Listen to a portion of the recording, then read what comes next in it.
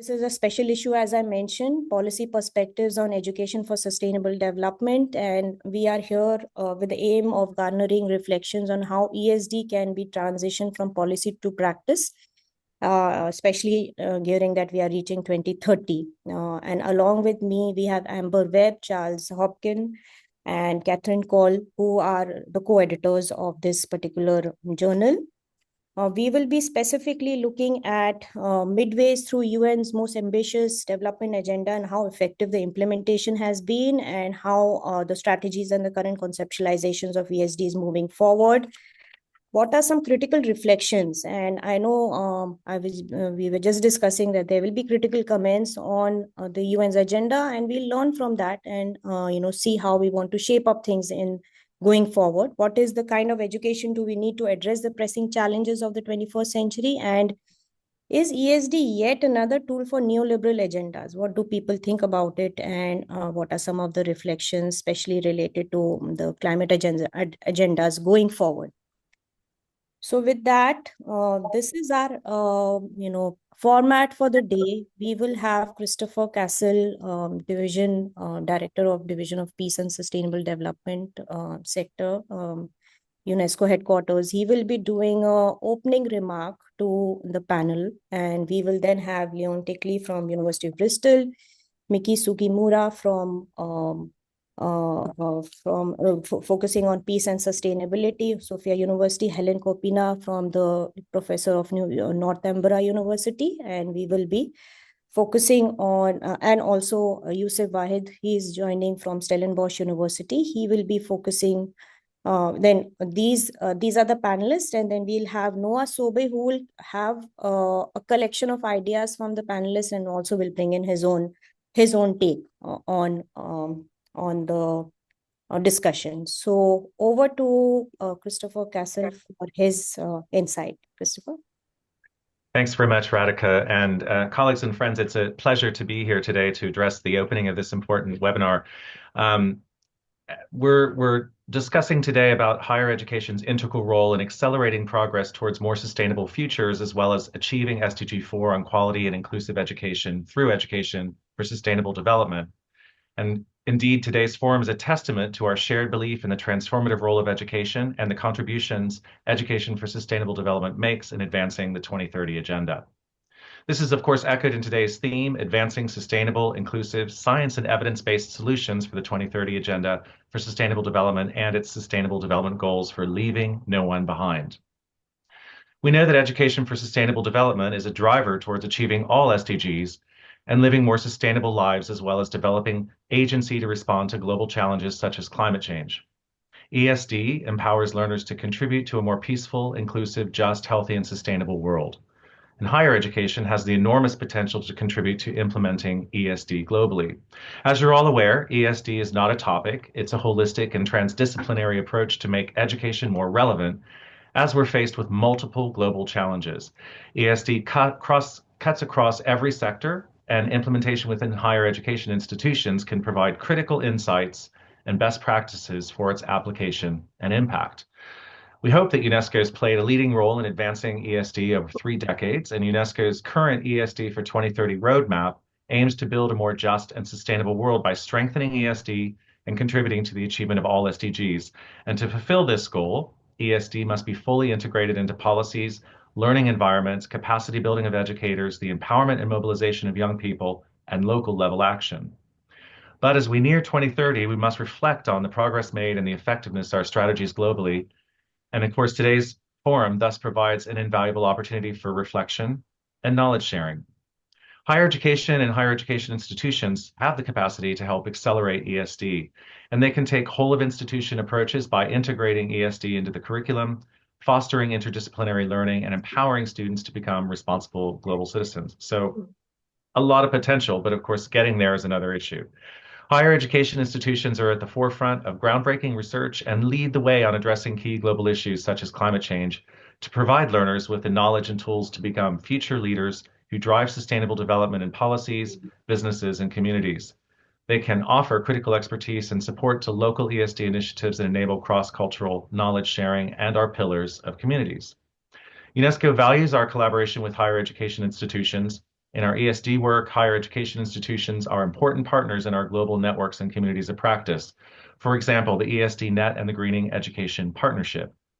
These communities rely on strong relations with our UNESCO chairs and other academic institutions to provide critical contributions to implementing ESD at the country and local levels.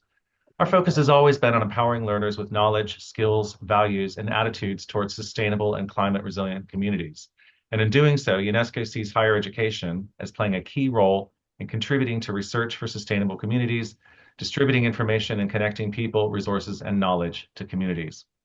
Today's discussion on strengthening and reshaping the field of ESD will have an important implication for driving sustainable, inclusive, science and evidence-based solutions across sectors grounded in evidence and collaboration. Together, we can build a more just and sustainable world for generations to come. Thank you very much. Thank you, Christopher. That was a perfect start to getting the ambition right. And I think we are there looking at what the ambition is, especially UNESCO's championing the ESD sphere and bringing all of us together in various different capacities, especially higher education institutions. So I really appreciate Christopher's valuable comments there to get us started. Now we'll move over to the panelists, and we'll start with Professor Leon Tickley. He's for this special edition, his contribution is on transforming knowledge and research for just and sustainable futures. And he's looking at implications for higher education policies and practice. Really very important contribution there, and really looking at critically how do we want to go ahead, what are some of the ways.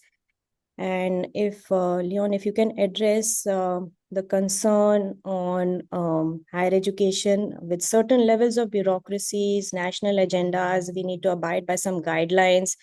However, we also want to create what Christopher just mentioned on creating citizenry that is critical, conscious consumers of policies, taking the agenda forward. So I see this dichotomy there, and what sense do you have in terms of, having each higher education institutions balance this, doing this balancing act? And none other than you can, answer this question. So really a difficult question for you, but please take over the mic, Leon.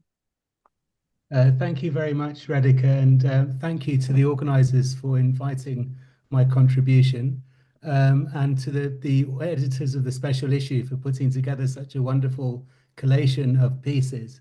So the question that I've been posed is, how can HEIs navigate bureaucracy while fostering critical citizenry, and what Akil Mbembe, the Cameroonian philosopher, describes as planetary consciousness?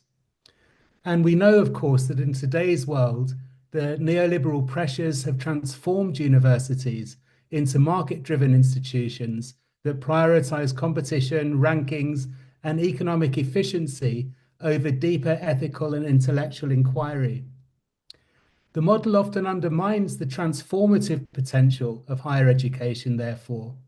And I want to suggest that Akil Mbembe's idea of a planetary consciousness offers a useful alternative vision.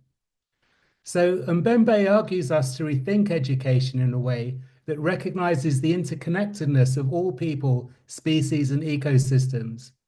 A planetary consciousness is built on care, repair, and sharing, rejecting narrow market-driven perspectives in favor of an holistic approach to knowledge that values diverse epistemologies and commitment to sustainability. Recognizing what Mbembe describes as all of the archives of the world is not just a question of epistemic justice. It's not just a question of validating and recognizing diverse knowledge systems beyond the Eurocentric norm, but it's also because we need to draw on these diverse knowledge systems, including indigenous knowledge systems, if we're going to tackle the wicked problems of unsustainable development. So in my paper, I propose a model of whole institutional change. And I want to just touch on one or two of the contours of this. And then, of course, people can ask me questions later. But I see all these elements as being interconnected. Firstly, transforming teaching, learning for a shared planet.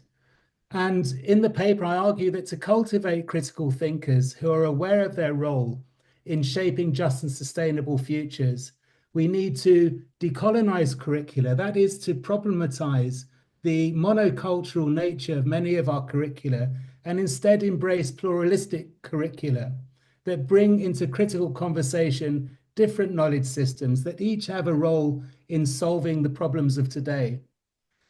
But also pedagogies of care and interconnectedness, where students are encouraged to critically engage with social, economic, and environmental issues as part of their collective responsibility to repair and sustain our planet.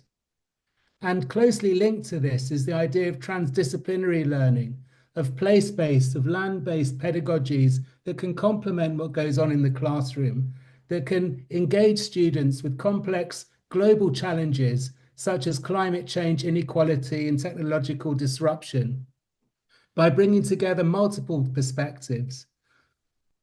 But closely linked to teaching, of course, in the curriculum is the role of higher education in research, because higher education is not just a place where we teach all of the archives of the world. It's also a place, a site for generating knowledge.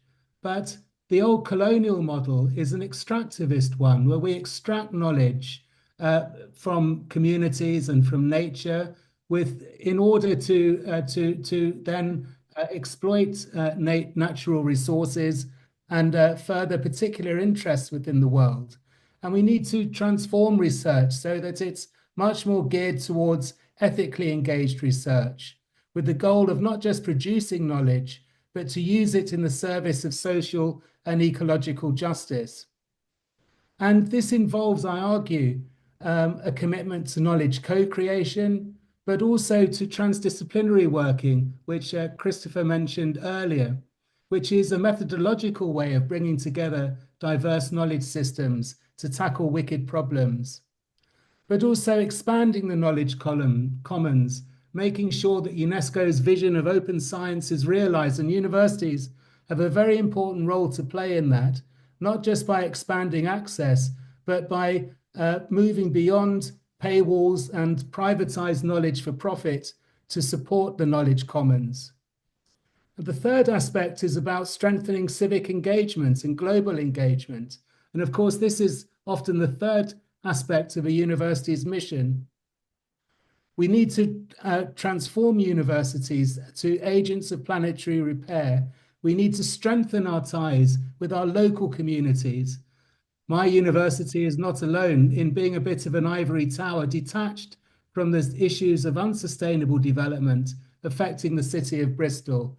That needs to change. We need to engage with our communities to tackle their problems.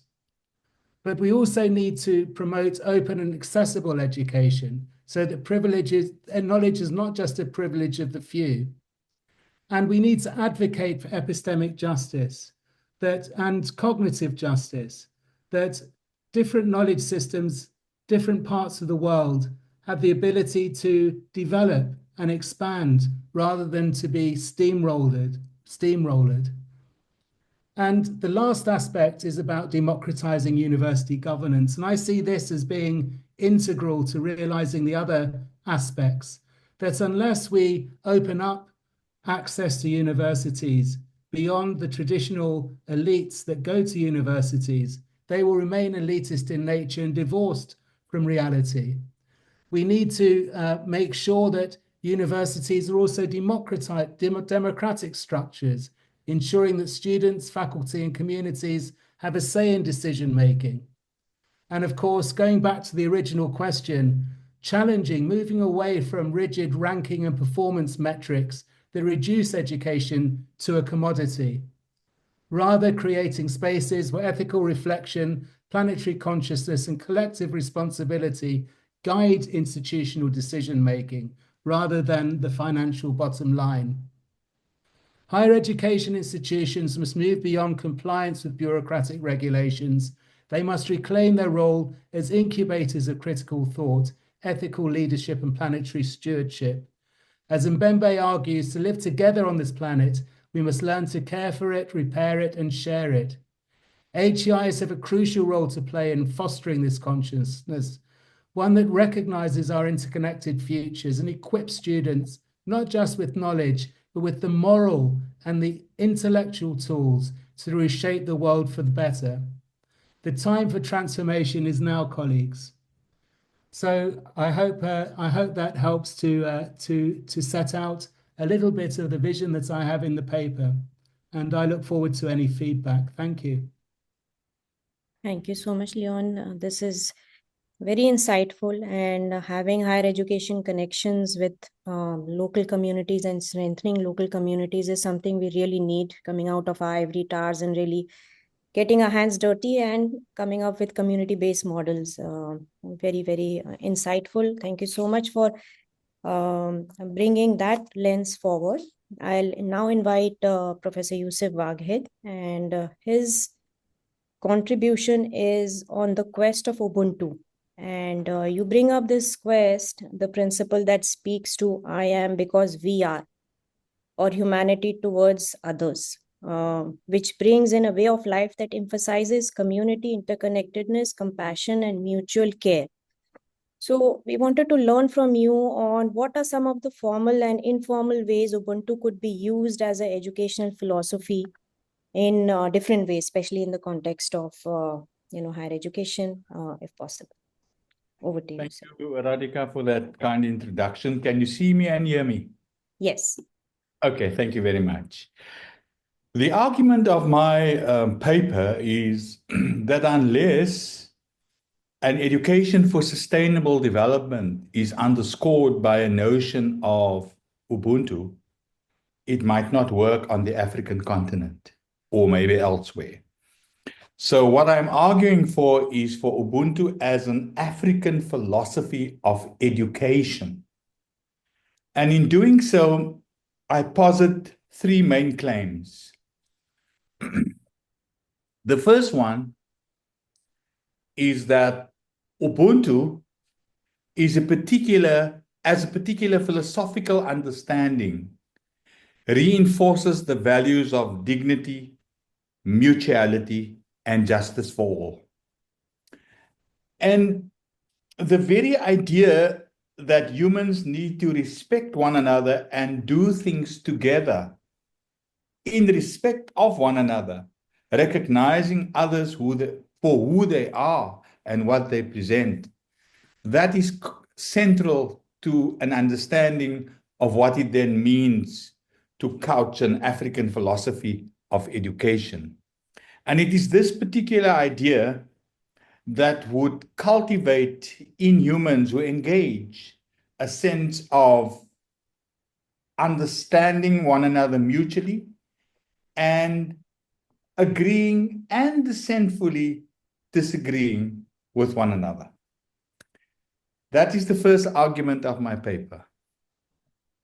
The second argument is that Ubuntu is not just any form of I am because we are, but rather it's a notion, it is intertwined with an idea of equality, whereby people recognize one another equally as beings, and in this sense, intellectual beings, who have the capacity to articulate themselves, to be listened to, and to be spoken back to. In other words, Ubuntu frames an idea of deliberative engagement, whereby people not only talk with one another, but they also disagree with one another. Because it is through disagreement that reconciliation and perhaps harmony might ensue. And in that sense, if it were to be teachers and students, they should function equally, where equality means the equal position or opportunity to speak their minds. And if their sense of equality is going to be limited or constrained, it might undermine their very capacity to disagree or even to agree. So that's the second component of what it means to act according to Ubuntu. Then the third element is that once we have this form of mutuality and deliberative engagement among people, there should be some inclination to resolve a particular situation, to resolve a crisis, to respond to an unfavorable situation. And that makes Ubuntu a form of transformative action, because you are obliged then to address one another with the aim that you establish civic reconciliation, you establish a sense of justice, and you recognize that any form of human injustice must be quelled and subverted. So what the argument is in my text is that unless an education for sustainable development includes a notion of Ubuntu, whereby people not just do things together, but whereby they deliberate equally and mutually with the intent to bring about transformative change, and education for sustainability might not work. Thank you. Thank you so much, Yusuf. I'm still grappling around with your ideas of equality, liberal equality, and collaboratively coming up with these ideas together, ideas of disagreeing, but giving a space for everyone to speak. I think that is really, really powerful. And that's where, not just in higher education, I think in every sphere, we need to have this idea coming up together. So thank you for those very reflective moments. And I hope that there'll be a lot of questions for Professor Yusuf Wahid coming up with in our chat. Please reflect through all those ideas and definitely speak your mind, as Professor Wahid suggested. So thank you so much. And going over to Professor Helen Kopnina. She has her piece on critical thinking about sustainable development. So we will get to hear a lot of critical comments and critiques on sustainable development from you, Helen. Making biodiversity matter of business student, which is a very exciting topic and contribution to our special edition. And I just wanted to also reflect on your work on eco-pedagogy, and you bring in all these examples to learn creatively, to act, in a participatory manner, doing a lot of experiential learning. So maybe can you also give us some examples of students taking up eco-pedagogy, and what are the odds that you see with sustainable development? Helen, over to you. Thank you so much for this lovely introduction and the invitation. So I do wish I had much more time, not just for myself, but actually to ask audience some questions. And I do feel slightly intimidated by the fact that basically it is going to be a bit critical, what I'm about to say. So I'm going to try to share my slide right now. Can you guys see it?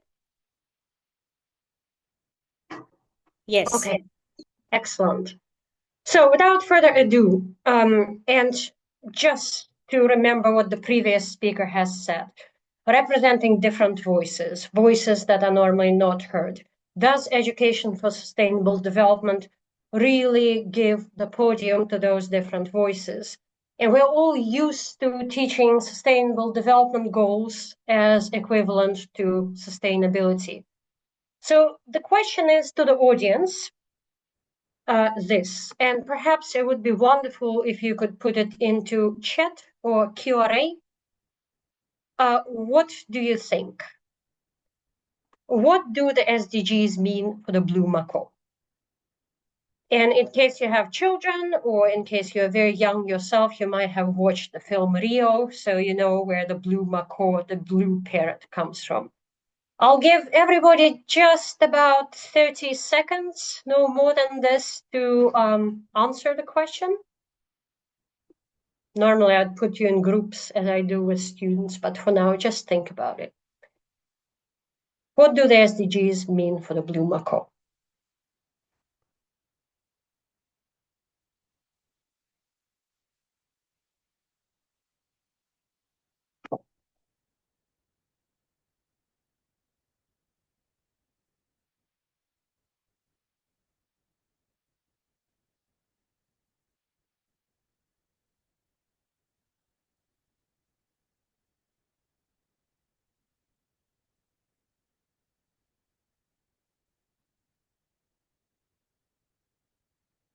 Okay, hopefully later we can go back to this and actually look at it after the seminar, after the whole meeting. So for now, I wonder whether we can go back to this slide. All right. So Sustainable Development Goals are very much about inclusive economic growth. And without looking at your answers, I've seen some of them. Some of you said extinction, question mark. Right. Inclusive economic growth does not include billions of non-human species. It includes just one single species, which is not represented in democratic assemblies or in a classroom at all. Future generations, neither are they, not part of a democracy. So basically, massively excluded. What is also quite important is just look at this graph for a second. The green part is wildlife. The rest is animals we eat and humans. Even 50 years ago, it looked very, very different. The blue part, human part, would have been wildlife, and the animals we eat would be even a smaller proportion. This is basically distribution of biomass on Earth right now. So when we talk about biodiversity, we're just talking about what remains of it. And when we talk about invasive species, funny enough, we never talk about us or our cattle. And I'm not a vegetarian, I can tell you. But basically, ourselves and our food is not seen as an invasive species. What do SDGs say about it? SDG 14 and 15 talk about life on Earth. They talk about life underwater. But basically, they talk about use, sustainable use of resources, ecosystem services. It turns everything into a resource that we consume. Also, it's highly oxymoronic, growing a wealthy and healthy population and keeping the ecosystems intact.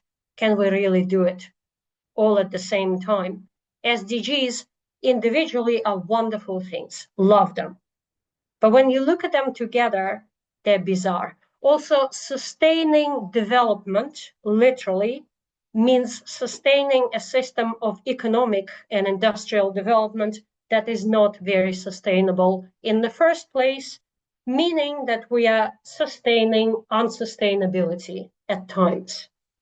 So a few alternatives, and indeed alternatives are very important. And as Radhika has mentioned, introducing me, thank you very much for picking it up. Our article is about going back in time, going back to teaching for the limits to growth. 1972, limits to growth. UNESCO at the time was very much interested in eco-literacy, eco-pedagogical approaches, teaching for alternative economies, such as circular economy, cradle to cradle, sharing or collaboration economy. There are all kinds of buts with them, but I don't have time to go into it. Things like degrowth and steady state economy. Some solutions are easy, just don't do it, just don't cut the grass in the city to promote biodiversity. Some are more tricky because they have to do with 8 billion consumers that we have on Earth. But basically, going back to environmental education, 50 years ago, UNESCO helped, together with United Nations Environmental Program, to establish so-called the Tbilisi Declaration and the Belgrade Charter, which were very aware of the limits to growth And they did not talk about balancing people, planet, and profit. They talked about planet as foundational for people and profit, because without planet, we do not have two of those things. And then the goals themselves for the new millennia should probably include billions of voices that are presently silent. Thank you so much.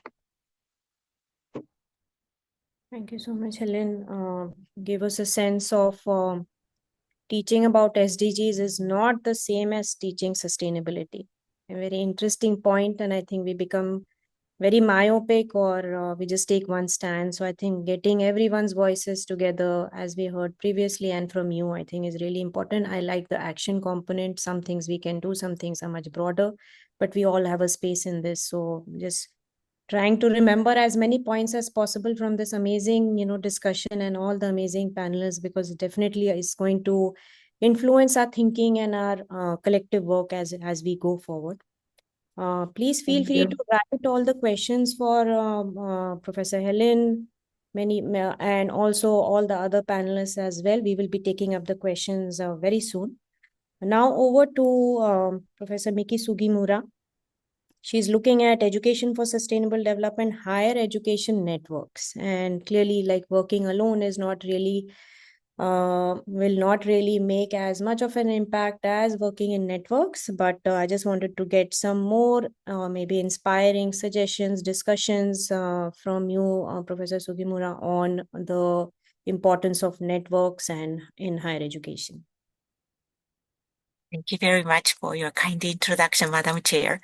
My name is Miki Sugimura from Sophia University in Tokyo, Japan, and I'm also the UNESCO Chair on Education for Human Dignity, Peace, and Sustainability. Today, I would like to just introduce my paper focusing on the role of higher education network for advancement of the ESD. Just to share my screen. Thank you.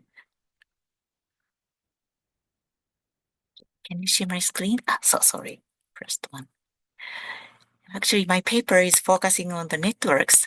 And so sorry, I just back to so sorry. First one. Thank you. Actually, my paper is focusing on some networks here. But before starting, I just mentioned it about the role of the ESD and why the higher education network is very important.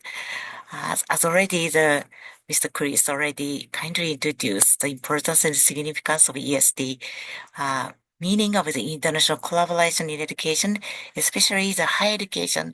Now it's very, very hot issues, I think, because ESD has ordinary focus on the more primary or secondary education, but now the higher education sector is accelerate the more the internationalization, which promote more the international exchange or international collaboration, and which means is also focusing more the principle of the UNESCO ESD roadmap, which was addressed in 2020.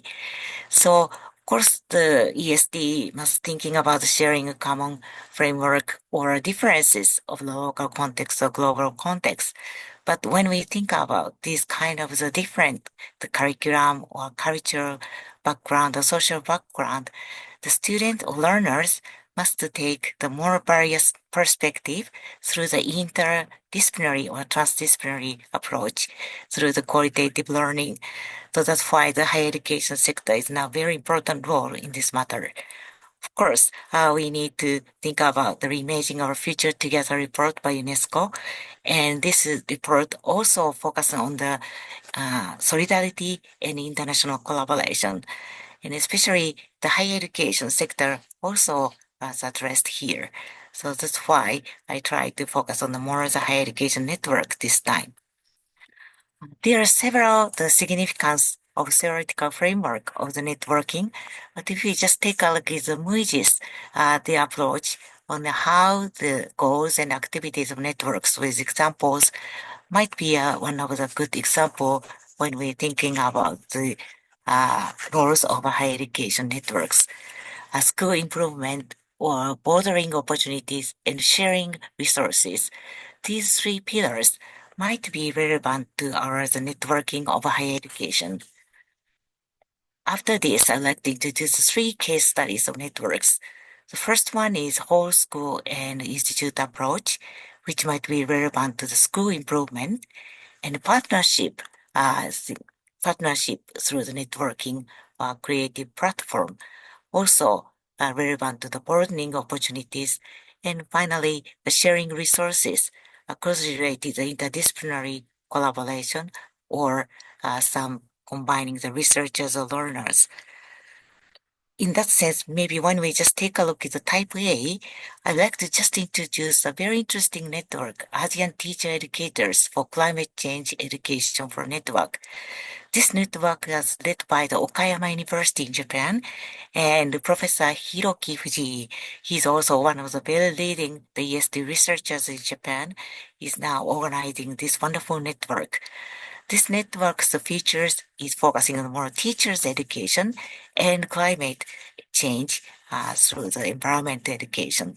So his research activities or trying to make platform cross-relate is a kind of the whole school approach from Okayama University and those different countries' universities network.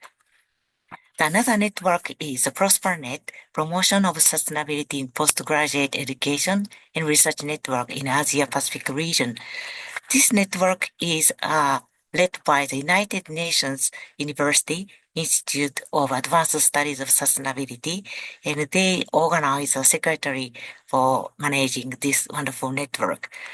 At the year of 2022, the 55 universities now belonging this network, and they try to student exchange or young researcher project or the research agenda is shared there. So this network is more focusing on the graduate level and also the research level.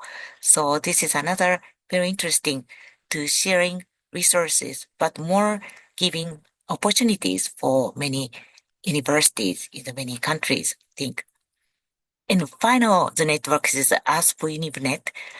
This is also, again, Japan, but inter-university network supporting the UNESCO Associated Schools project. This school project is originally started in the Miyagi prefectures, the Miyagi University in Education, and they are another very leading university in promoting ESD here. Professor Ichinose or some other professors are very active here, but now it's 23, the ASP UniVnet universities supporting the UNESCO Associated School in Japan. In Japan, we have a lot of UNESCO Associated School.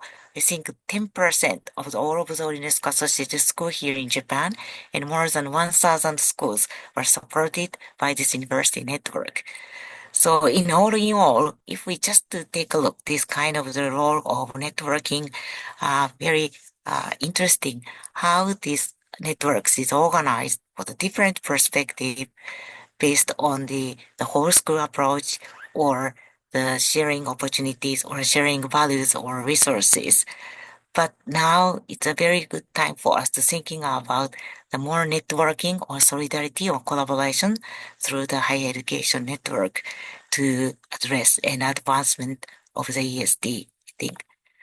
Thank you very much. Thank you very much for your kind attendance.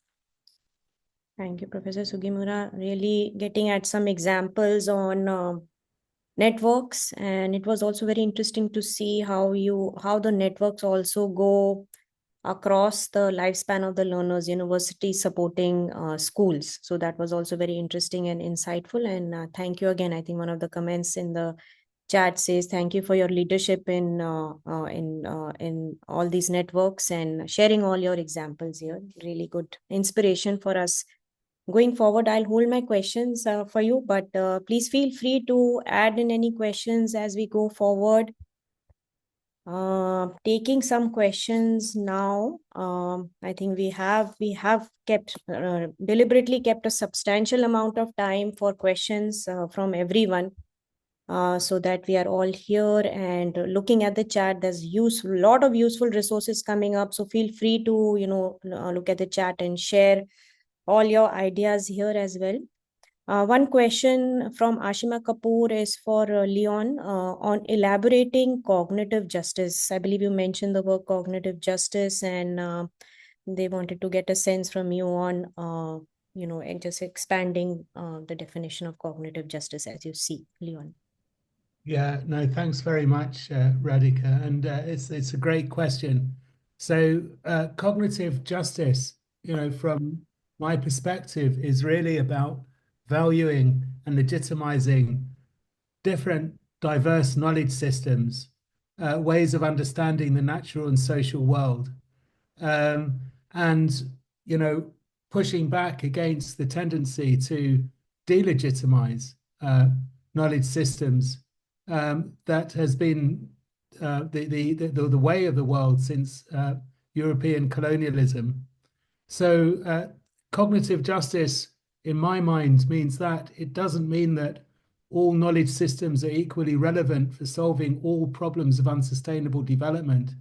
It's not an argument for relativism, but it's to say that within different knowledge systems, there are important resources that, when considered in their own terms or in relation to other insights from other knowledge systems, are critical for solving the complex problems of unsustainable development.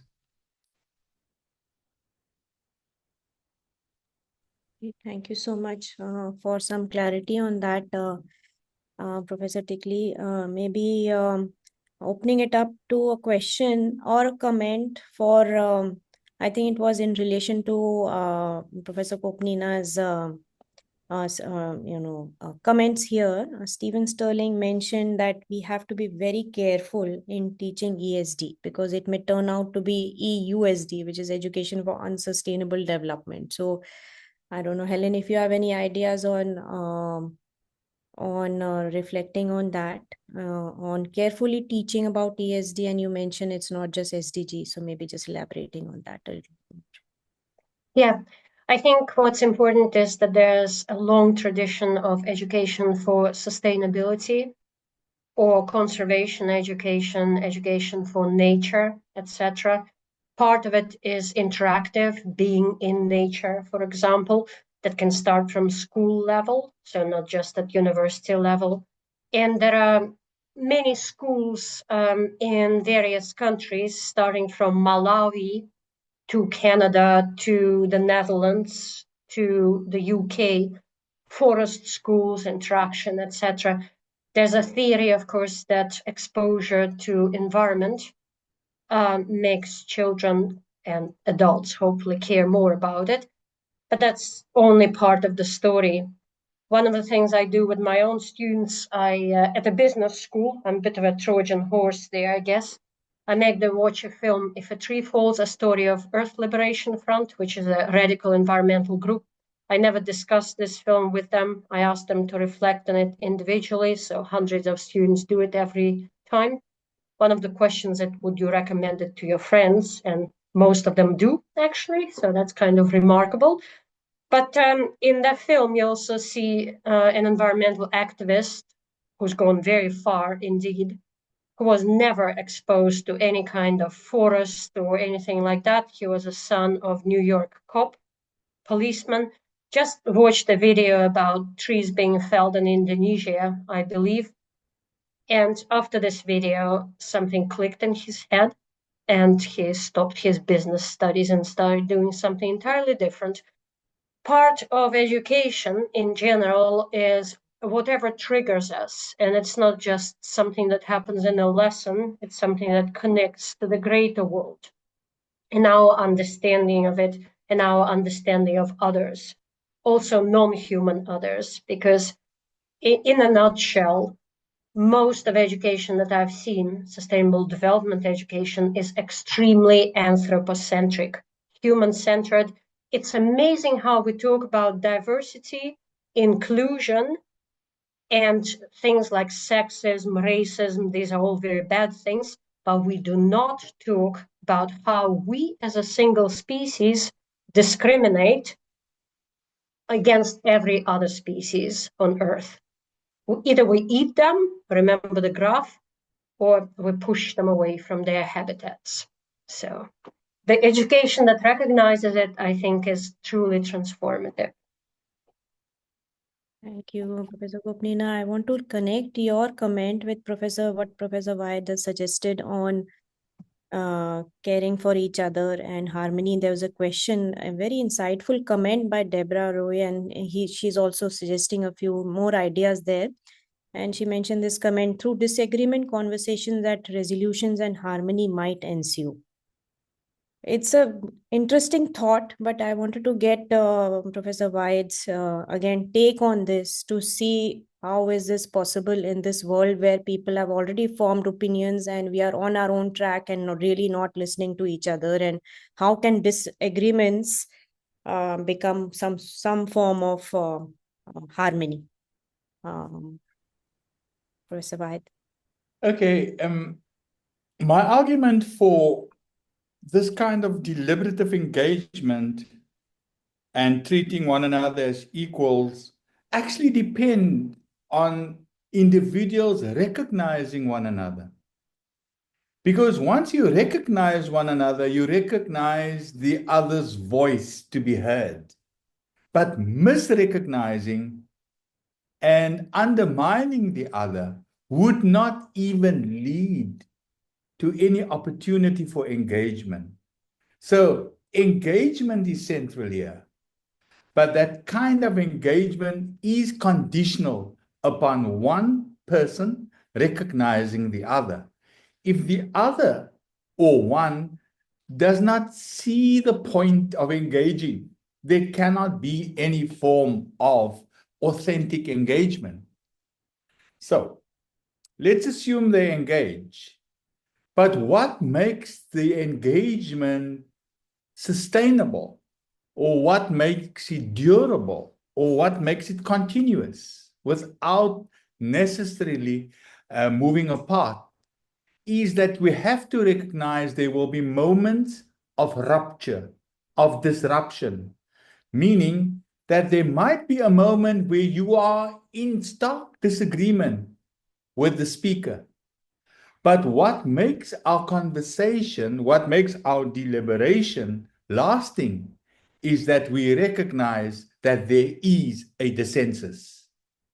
So that to me is far more important than moving towards perhaps a lasting consensus.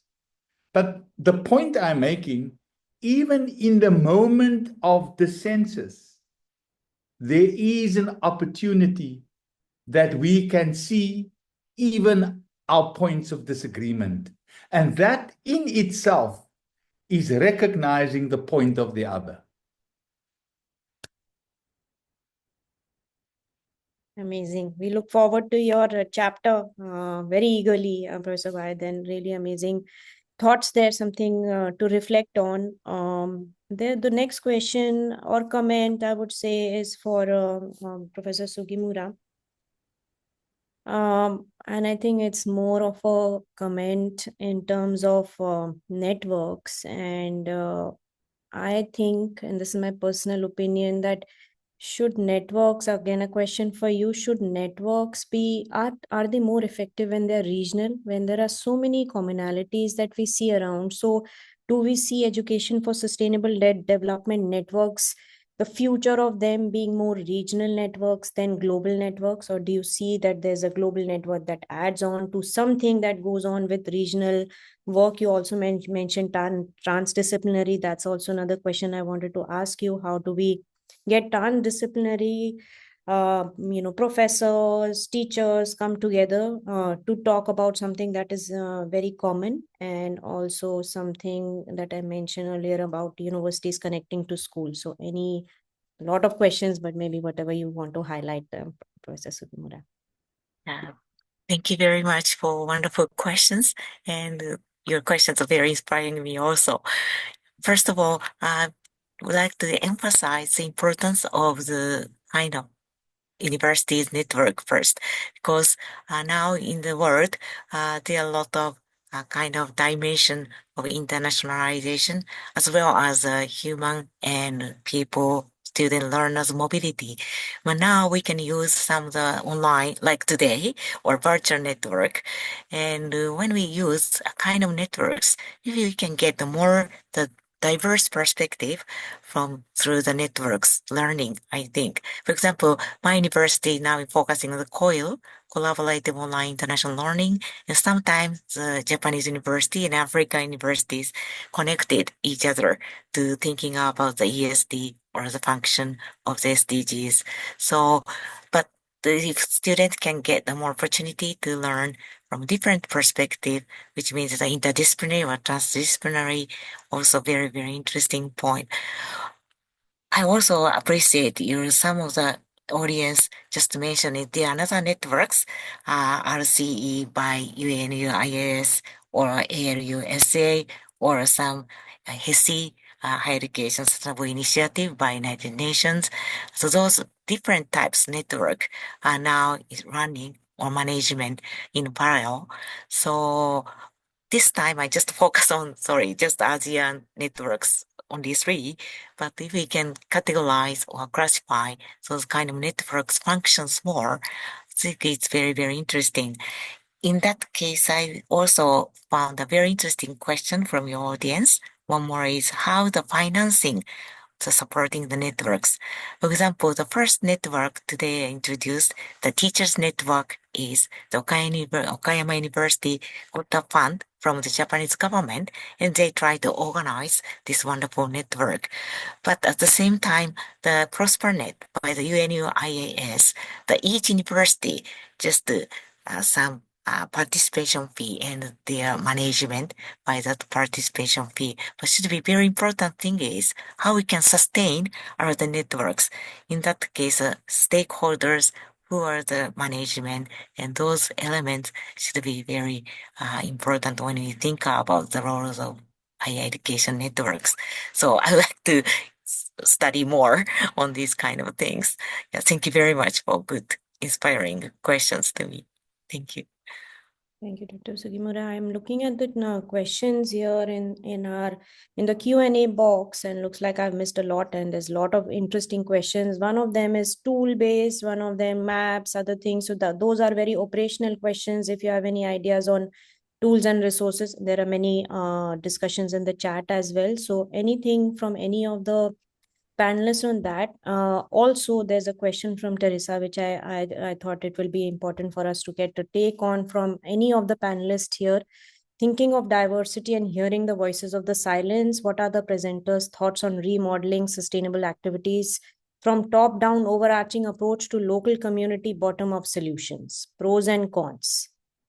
Anyone wants to take this question on, just giving some examples or just some ideas? I'll also put in let me see if I can copy and put it in the chat so that we can all see it clearly. Thank you, Teresa, for this question.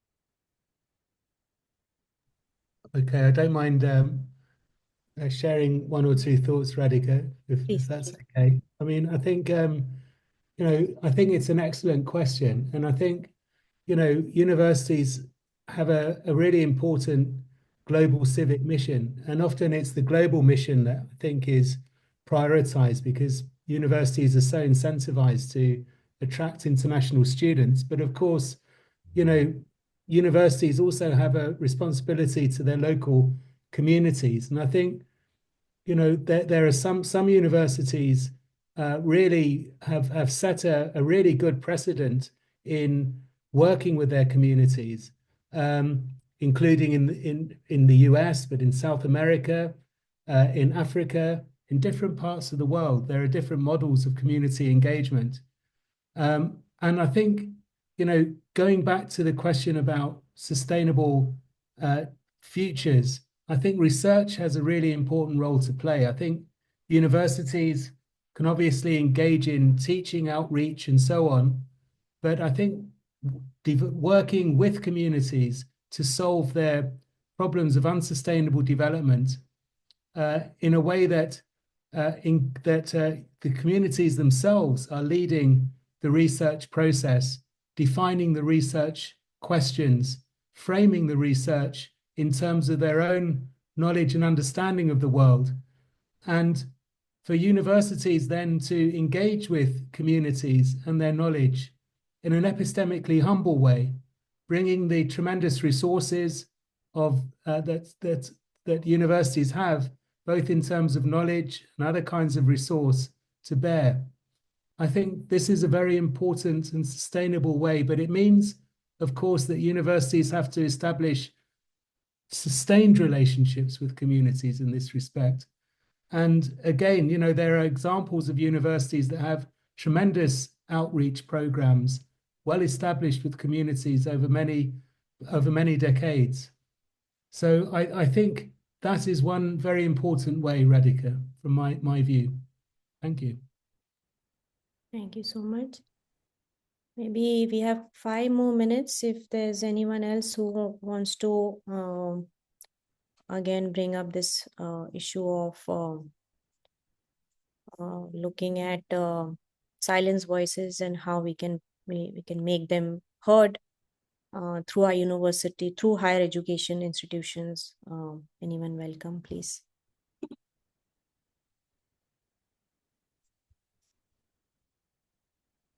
Top-down, bottom-up approaches.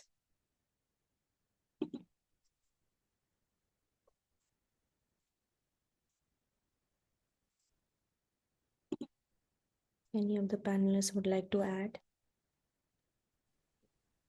Well, I can say one thing. At the business school, one of the things we do, we try interactive sessions in which we use role play, for example. One example would be Shell game.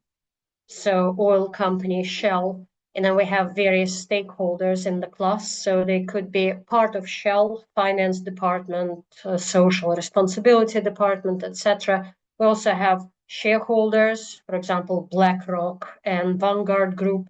We have heads of English and Dutch government, but we also have non-human stakeholders such as polar bears.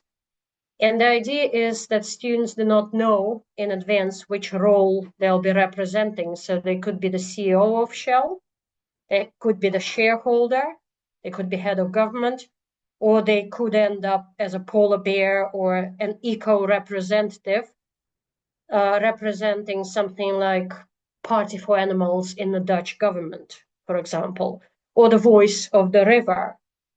The rights of rivers or the rights of nature is one such thing. And in those interactions, just like normally I would ask them, what would a blue macaw think about SDGs? But in the same way, you kind of flip the classroom, you reverse it, you don't tell about anything, you kind of make them discuss things themselves. But without taking on a role of a silent voice, such as a polar bear who wouldn't talk for themselves normally, it's very hard, because now when we talk about non-representative voices, it's again within one single species and not between species. So you do need a form of eco-democracy, eco-representation, and ecological justice. A lot of different forms involved here. And there's no one path. There are many paths, as you said, Helen. Great. True. There is a question from, again, to everyone, question from Olivia, and maybe this will be a last question. Thank you for a very engaging question answer session. We have our closing remarks from Professor Noah Sobi as well. So please hang on, and one last round from the panelists. But this question I think is interesting, which links higher education to K-12, and I think there was already a question that was there in one of the panelists' discussion, but this is more specifically asking for is this a part of the whole or system approach? From Olivia Copsey here in the ESD higher education group. Also, she's been thinking about these ideas. So again, is there any take on this question on how do we want to integrate higher education? All these ideas coming, a biocentric approach, Ubuntu, UNESCO's reimagining our futures together, new social contract, can they also be mainstreamed into K-12?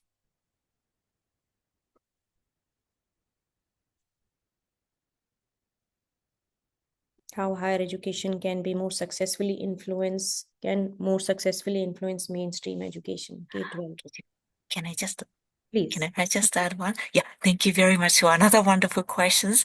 Yes, not only higher education, but also primary from K to 12 also had a great contribution to the development of the ESD and SDGs. And especially now the SDGs target 4.7, focusing on the ESD and global citizenship education. And global citizenship education should be highlighted by the kind of those higher education approach also. So if we can just to take this global citizenship education, also very wonderful, good key point for us to connect the different stages. But at the same time, I also highlight the differences of the every member state policy differences should be very important when we think about the collaboration and solidarity, especially when we making the networks. They are a little different. The differences among the partner universities, sometimes credit transfer or credential system or the accreditation system. So how we can accommodate those kind of the differences, that is a very important point. But through the process of adjusting or the harmonizing those differences, that also brings our the common sense or the share value, I think. So that is the meaning of the networking of the higher education for advancement of ESD. Thank you very much. Just a comment for this question. Thank you. Thank you so much, Professor Sugimura. Maybe one last comment on this question, if there is any from any of the panelists before we move on to the discussant.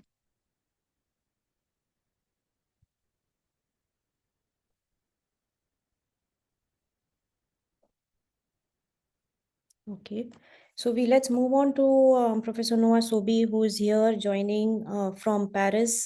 He's the Chief of Higher Education, and very happy to have you here, Professor Sobi, on your reflections on the panel discussions. You've read all the papers for our panelists today. So any reflections on how we can bring all these ideas together, see where we are, and also see how we want to take this forward and make things more operationalized.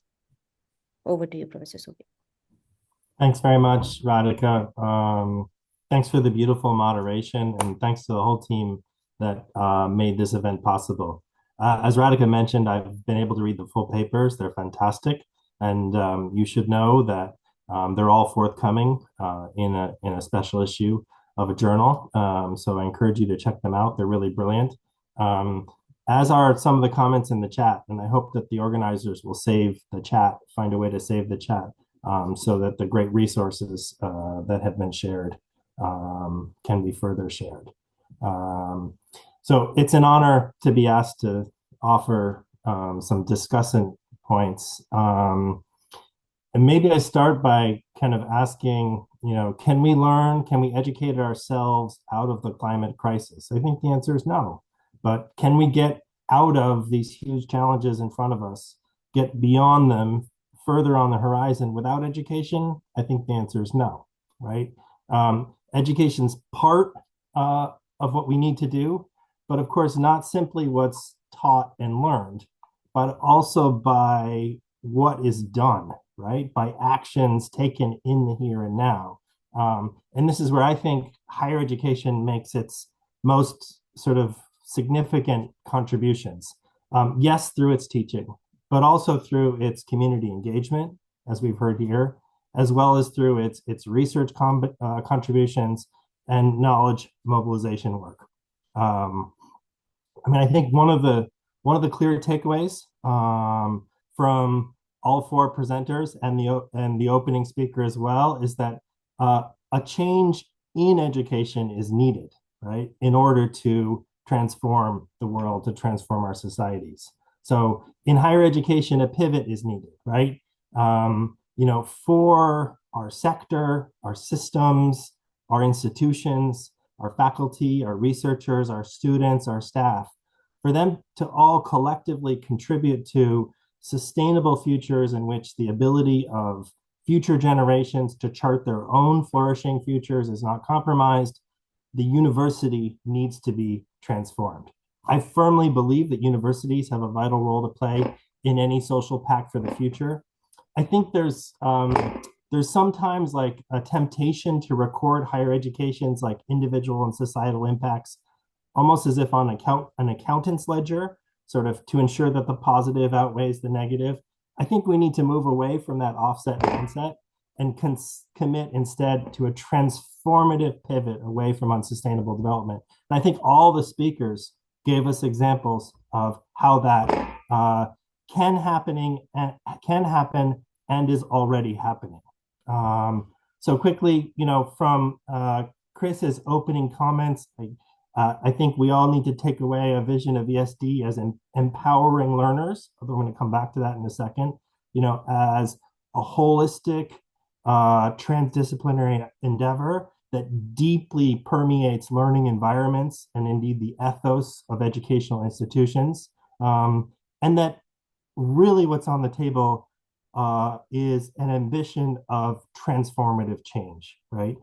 As Radhika mentioned in her comment, we need to keep that foremost in our mind. So now just to pick one thing from each of the speakers, I think Leon, Professor Tikli brought us a really useful reminder when he described universities as agents of planetary repair, right? That's, I think, a really nice way of putting both the need and the possibility and the already being realized reality of universities as forces that act to repair the world, right? Already are doing this and need to do it more. I think this is one of the ways that we make clear broadly, publicly, the value of higher education, right? As a sector, right? That we can be agents of planetary repair. I appreciated the comments you added at the end, Leon, about the global and the local. And to go back to your notion of the planetary, I almost wonder whether the planetary actually knows the difference, right, between the local and the global. Yusuf, Professor Wagid gave us so much. What I want to pick out is the idea of deliberative engagement. It's such an important piece of this puzzle, and it's so significant in higher education work. We talk about critical thinking, public debate, and dialogue, all very important. But this notion of deliberation, that you were highlighting, like the importance of recognition, of mutuality, of equality within that, right? If a debate is people entering a room together with preformed ideas, possibilities, and then kind of contesting them to see which comes on top. Deliberation, I think, begins from a very different standpoint, and I think results in something very different. Just to add one more thing, I think Professor Wagid's comments showed us that empowerment on its own is inadequate. It needs to be linked to inclinations and intents. In this case, intents to bring about transformative change. Helen, Professor Kopnina, thank you for all the wonderful examples you offered in follow-on comments. I really appreciated you asking the question, what are we sustaining, right? Also for raising the very appropriate observation that, we have a long tradition of integrating nature, exploring different relationships with the natural world of which we are a part, right? In educational settings, in educational institutions, and university learning environments certainly need to do that as well, because I think that's, as you were suggesting, going to help us answer the question, what are we sustaining? Miki, Professor Sukimura, again, thank you for such a great presentation that brought up for us the importance of networking and collaboration, right? There is too much competition in the higher education sector. We see this in like regimes of rankings. We see this in narrow definitions of excellence. And one of the perverse effects is that universities sometimes just compete with each other by copying one another, which is no solution to anything. What the sector needs to do is move from a competitive paradigm to a collaboration paradigm. And Mickey's work bringing up research networks and other ways of networking higher education institutions, I think is really key and really inspirational. Just to close quickly, I really enjoy the work of a prize-winning American novelist named Richard Powers. And in one of his novels called The Overstory, he describes a character, quote, picturing a place where sustainable future means something more than dry drunk. And I think I turn to that when I think about the question that Helen put before us, what are we sustaining? And I at least took from this set of amazing conversations some real hope that we're sustaining futures that are much more than a continuation from business as usual, and futures that are going to take us into new planes of existence together. Thanks very much. Thank you so much, Professor Sobe. I think that was a perfect, you just mastered the art of bringing all these ideas together so beautifully in a story format. This needs to be a paper on its own. I think it was so beautifully done to bring in all these speakers and ideas in such a wonderful story format, which I will definitely remember for sure, bringing all these ideas together. But opening it up to, we have a couple of more minutes, maybe 10 minutes or so, to the panelists again to reflect on what Professor Subi said, or any other reflections from the day-to-day hearing each other's work, maybe your reactions to Professor Sobe's comment or anything that you take forward from the discussion today. So maybe should we start with the order that we started with already, or anyone wants to be the first one? Maybe Professor Tickley.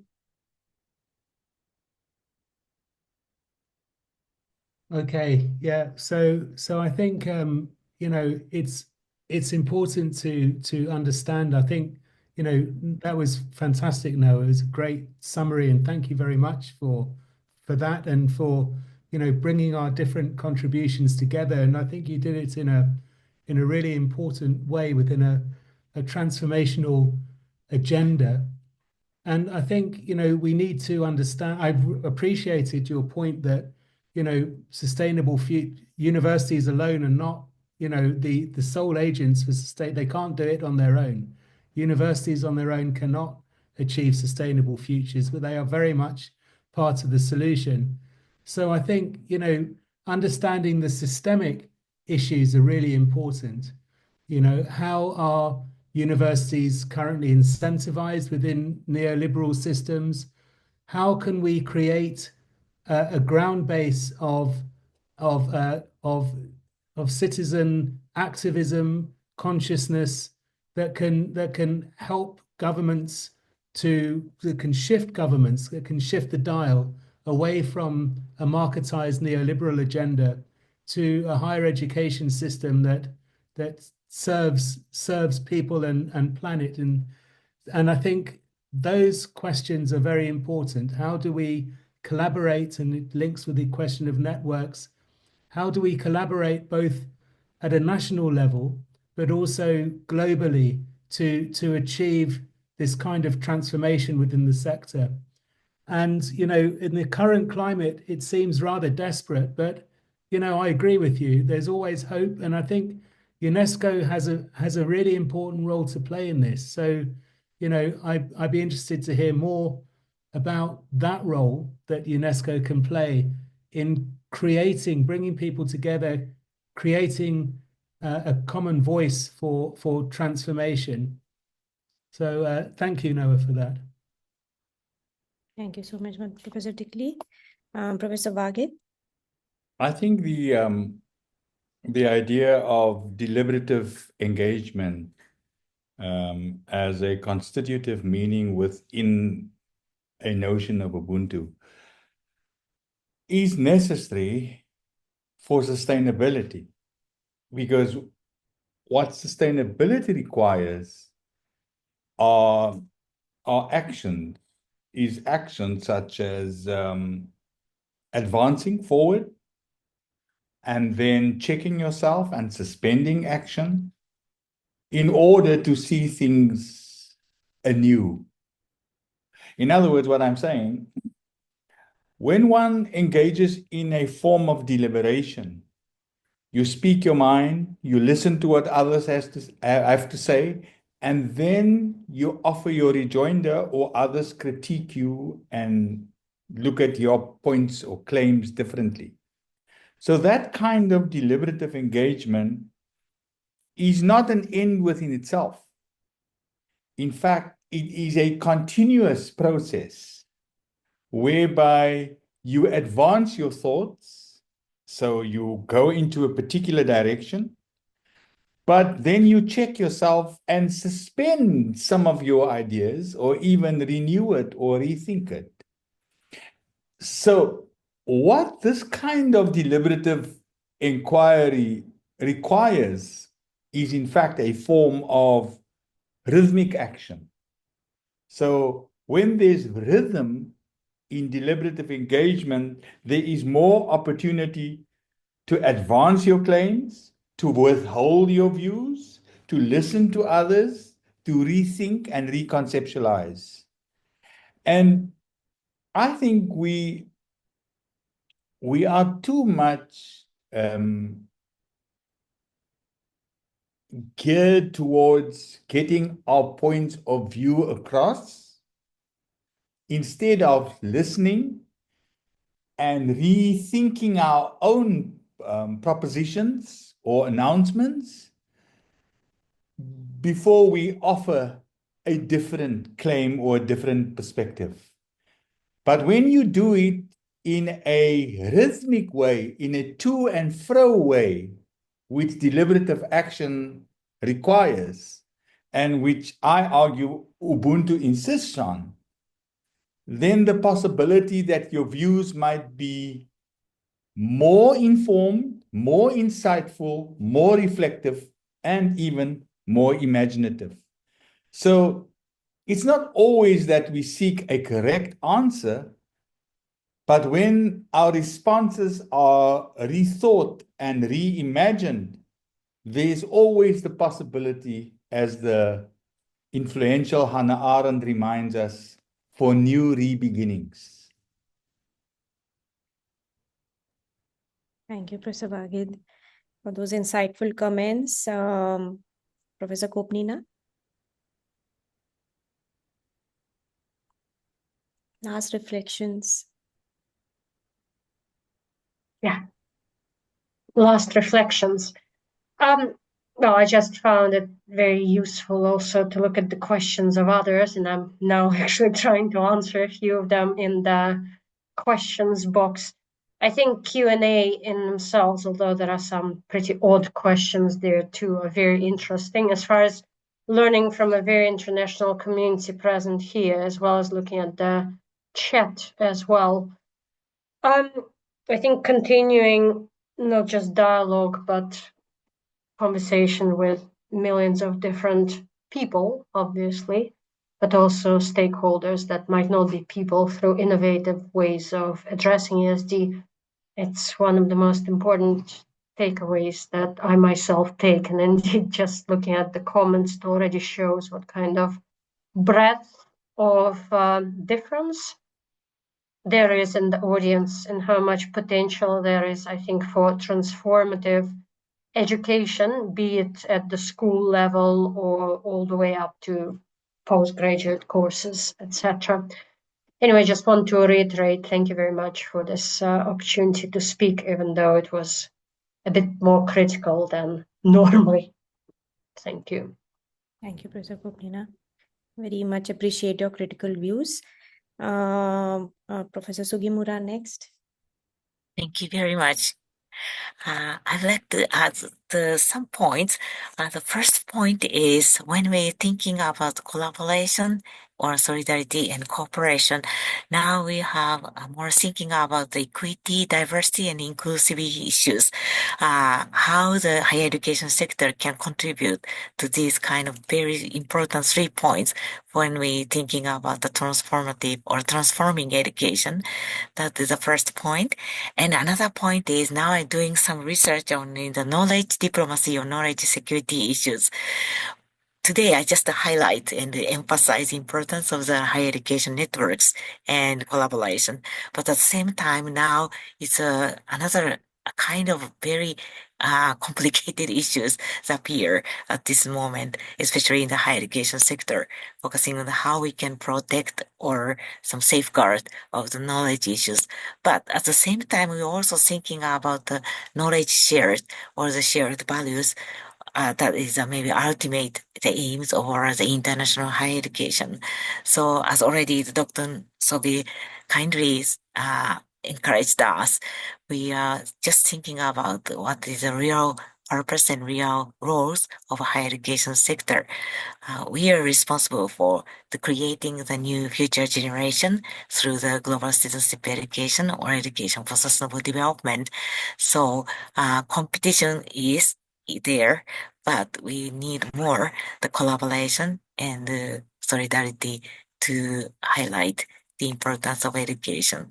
So today I'm very happy to share our ideas to many people. Thank you very much for including me this session. Thank you. Thank you so much, Professor Sugimura. Really a pleasure. I want to thank all the panelists, our discussant today, as well as our opening remarks from UNESCO chair and Christopher Castle. And I really appreciate all the ideas coming together.